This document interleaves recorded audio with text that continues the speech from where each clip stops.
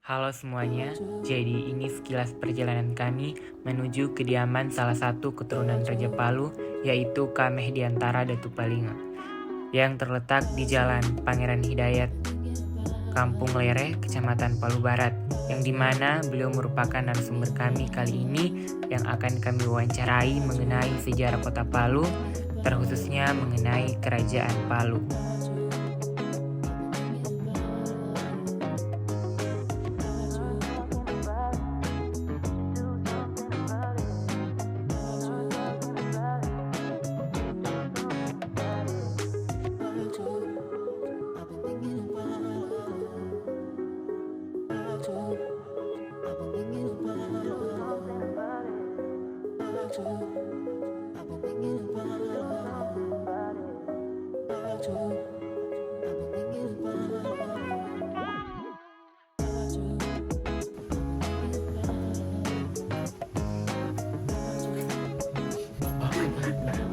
Jadi tahu ya, kita kan dari Al-Azhar ini ada tugas sejarah terkait sejarah Kota Palu. Jadi yang kami angkat itu sejarahnya Raja Kota Palu, Cacu Jasa. Cacoy Zaki Jasa. Jaza. Nah, jadi yang kamu tahu pertama itu kisahnya itu bagaimana pertama?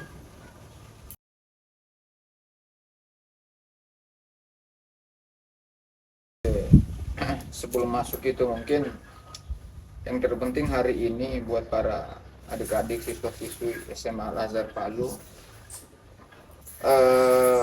di tiap-tiap momen itu harus ada ciri khas daerah yang harus kalian ketahui, yang harus kalian sebutkan, yang harus kalian paling tidak menjadi sebuah nilai marwah di tiap individu anak muda yang di Palu, karena kalian punya, saya dan teman-teman semua punya filosofi di mana mau dipijak sudah dijunjung. Tapi hari ini mohon maaf mungkin adik-adik sekalian ini tidak fasih berbahasa daerah. Ya, artinya kita belak-belakan lah, jangan menjadi sebuah kaum yang sudah pintar tapi munafik gitu ya.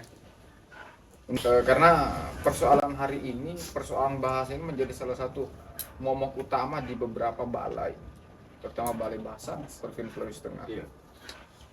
Ini masih pengantar. Ada 4 bahasa yang akan punah.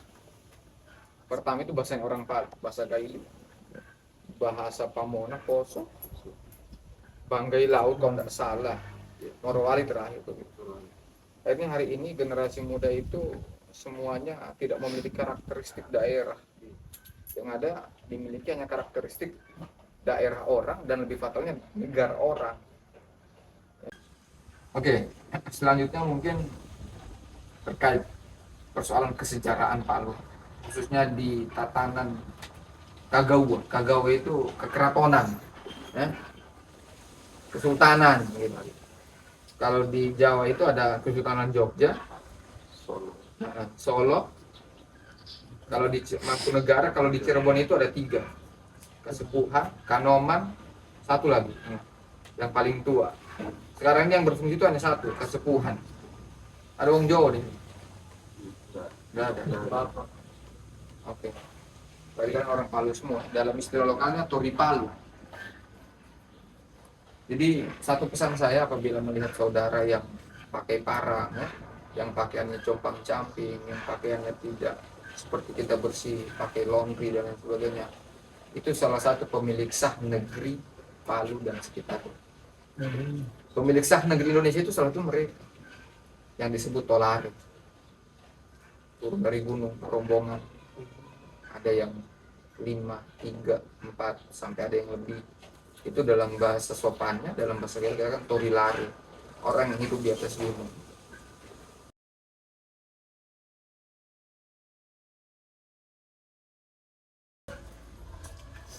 Bicara sejarah kembali lagi, cukup tua kita belajar sejarah, karena dalam beberapa versi dikatakan kerajaan Palu ini ada di sekitar abad 14, abad 13, dan bahkan lebih dari itu. Di abad itu kita bisa tahu ada Gajah Mada, ya kan? Gajah Mada berapa? 12, berapa ya? 12, 14. 12-14 Majapahit. Kurang lebih di era-era itu. Karena kenapa hari ini banyak yang belum mengetahui tentang sejarah Palu. Banyak misleading adik-adik sekalian. Misleading itu begini. Ada cerita, ada peristiwa yang terjadi misalnya di era di medio 80 atau di medio lebih ke atas, kita ambilnya 19-an 00. Itu tidak tersambung, tidak tersalur dengan adik-adik. Karena kenapa? Dulu banyak orang-orang yang memang harus menjaga sebuah marwah, menjaga sebuah rahasia betul-betul terbungkus. Misal yang tahu hanya kami bertiga, makam ayah kami, anggaplah kami kakak beradik, ayah kami bertiga dimakamkan di jalan Turuka sebelah kiri misalnya. Ada satu kompleks, di situ makam Raja Palu ke-7. Setelah kami bertiga, kami tidak bocorkan lagi ke generasiku, ke adikku, ke anakku. Begitu pula mereka berdua ini. Akhirnya misleading terjadi. Karena kenapa itu dijaga, dirahasiakan? Karena mungkin di situ ada sebuah benda yang ditanam bersamaan dengan jenazah pemendiam. Atau mungkin itu hanya pengalihan. Kalau makam ini sifatnya petilasan. Belum tentu jasadnya dimakamkan di situ. Kalau kubur jelas itu pasti ada jenazahnya, ada ada mayatnya di dalam. Tapi kalau makam itu bisa saja dalam itu sendalnya, bisa saja itu pusakanya, hartanya. Jadi ya seperti itu Indonesia, unik belajar Indonesia, unik belajar bahasa, unik belajar sejarah Indonesia.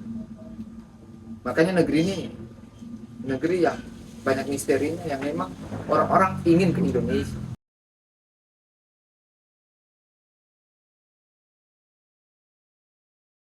Bicara sejarah Palu, yang dimana Caco Ijas ini menjadi Magau atau raja terakhir Palu.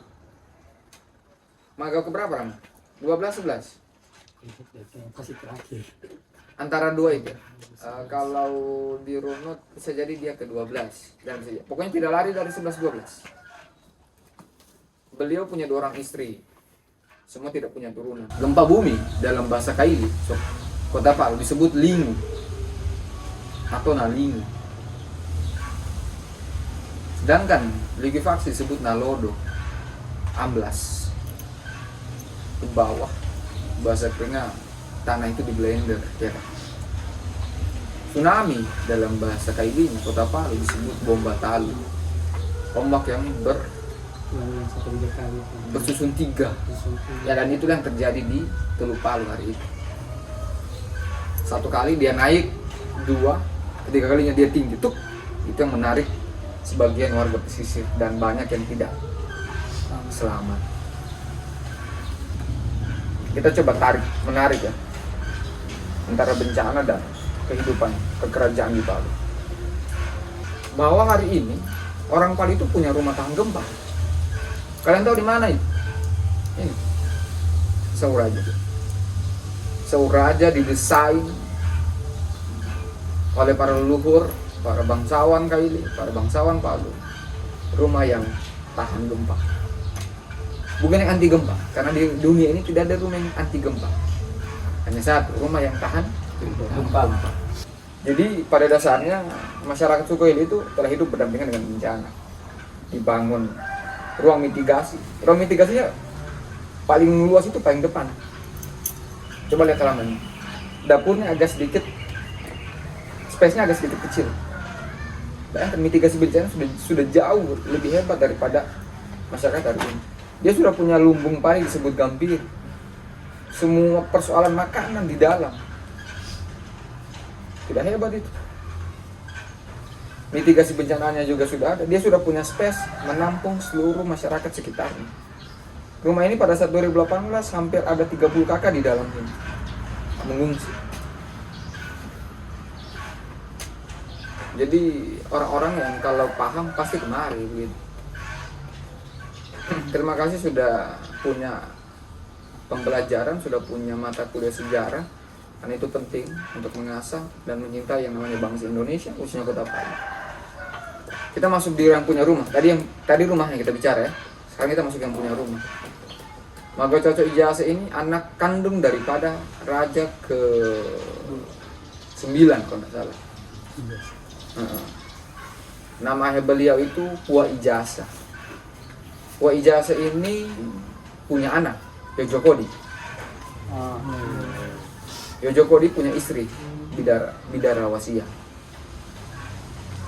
Gedung jalur 2, tahu? JCC? Ya. Ya nama sih ini kan. Di depannya itu gedung namanya Bidarawasya.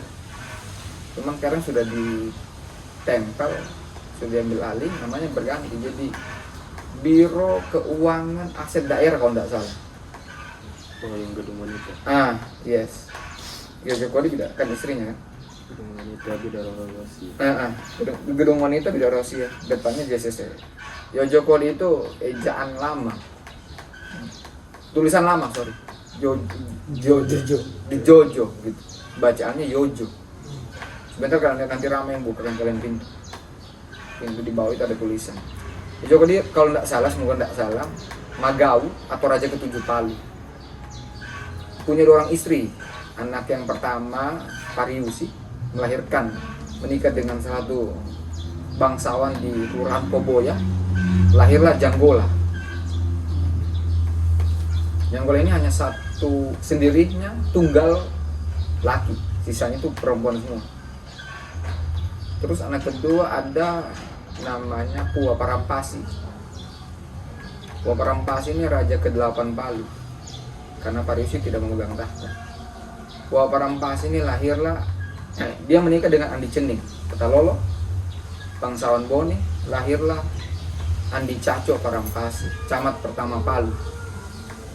Andi Caco Parampasi menikah lagi dengan Andi Yodi Parampasi. Lahirlah ibu saya, Andi Simak Parampasi. Ibu saya menikah dengan bangsawan dari Dolo, Kabupaten Sigi. Lahirlah saya. Itu kainnya. Setelah itu Yojokodi lahir lagi anaknya, Ijasa, adiknya Parampasi. Ijasa menikah dengan bangsawan dari Biromaru kalau nggak salah, atau bukan Biromaru, Binangga. Selanjutnya beliau itu menikah lagi dengan tokoh dari Kelurahan Siranindi dan Kamonji. Tahu? Menikah dengan bangsawan Siranindi Kamonji yang berada di Palu Barat sekarang. Lahirlah Palimuri. Palimuri ini merupakan Presiden Serikat Islam pertama Sulawesi Tengah, Kota Palu. Di bawah naungan Ketua Hos Cokrominoto. Tahu Hos Cokrominoto? Tahu kan? Tahu. Jalannya tahu di mana? Di situ ada satu rumah tinggi. Di situ tuh pernah dihuni dan ditiduri dan tidurnya Hos Cokrominoto. Hos Cokrominoto salah satu penggagas kemerdekaan Republik Indonesia. Pejuang murni ya. Datang jauh dari Pulau Jawa ke Pulau Sulawesi Tengah hanya mencari Palimuri. Karena di era itu orang bagaimana mencari sebuah gerbong yang betul-betul gerbongnya banyak, yaitu kaum muslim dan muslimah. Disebutlah ada sebuah sebutan Syarikat Islam Indonesia. Nanti itu coba dibaca atau searching lah. Oke, kita masuk di raja terakhir, Caco Ijasa. Caco Ijasa ini salah satu orang yang menyerahkan tahta kerajaan Palu kepada Republik Indonesia. Di 6 Mei kemarin saya membacakan maklumat. Tiap tahun saya membaca. Karena kenapa? Saya punya 2 darah yang mengalir. Darah Palu dan darah Dolo. Dibacakan maklumatnya. Isinya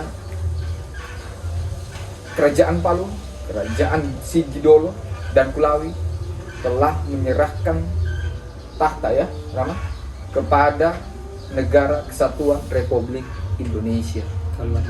Keluar dari RIS. Jadi ada berapa poin itu yang saya tidak bisa kemukakan. Nanti di situ itu terakhir kali ke Kerajaan Palu 1956 ya. 56 terakhir Raja Palu, dan di situ itu tidak ada lagi namanya kerajaan Kagawa. Hanya ada turunan bangsawan atau yang disebut dalam sebutan sehari-harinya Madika, bangsawan. Oke, kita break sejenak. Kalau sepak bola kita calling break ini ya. Kita break babak pertama, kita masuk babak kedua. Oke?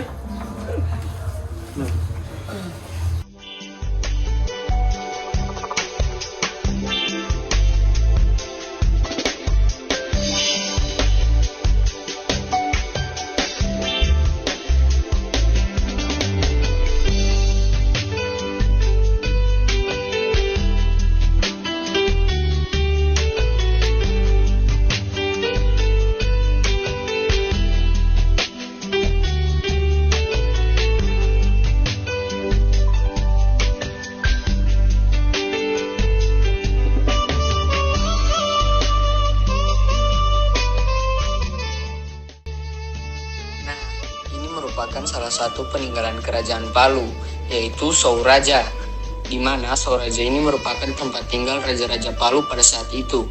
Konstruksi Souraja merupakan perpaduan desain rumah di Sulawesi Selatan dan Kalimantan Selatan.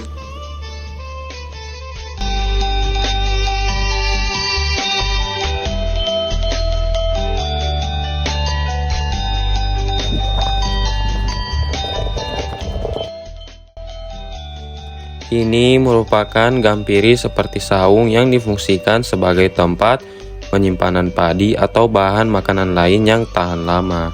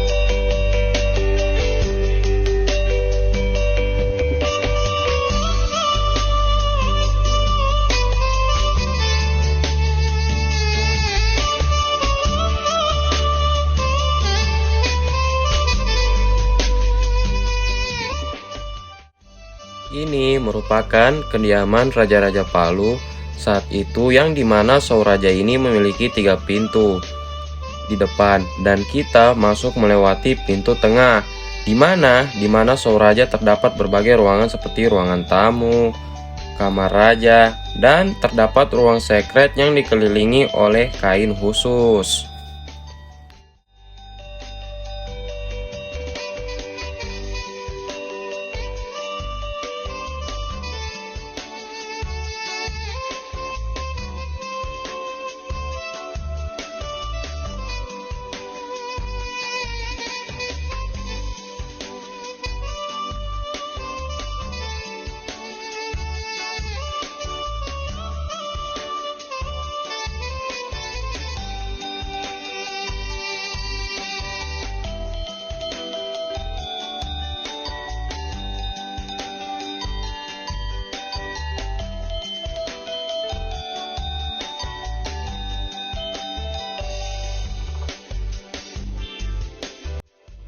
Nah, ini merupakan ruangan atau kamar keluarga yang dimana di sini sudah menggunakan connecting door, yang mana terdapat pintu yang menyambung antara ruang keluarga dengan ruang raja.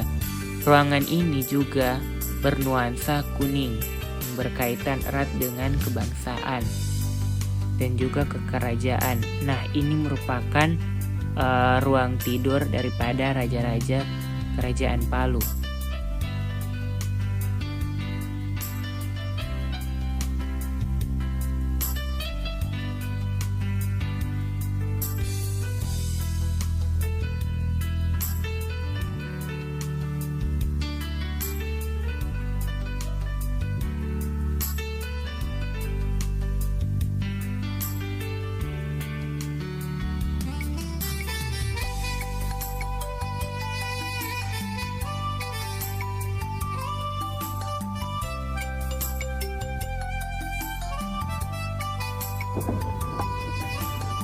Oh my god, love your pose.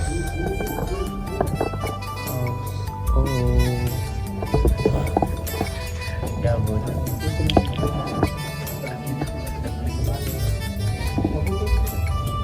Sakir mau ambil kan.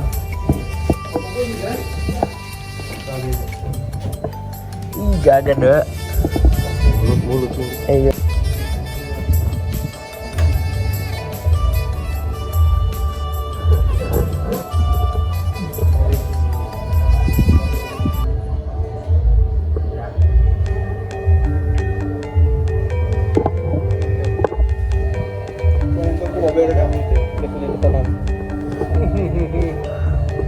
Coba intip dari sebelah sini.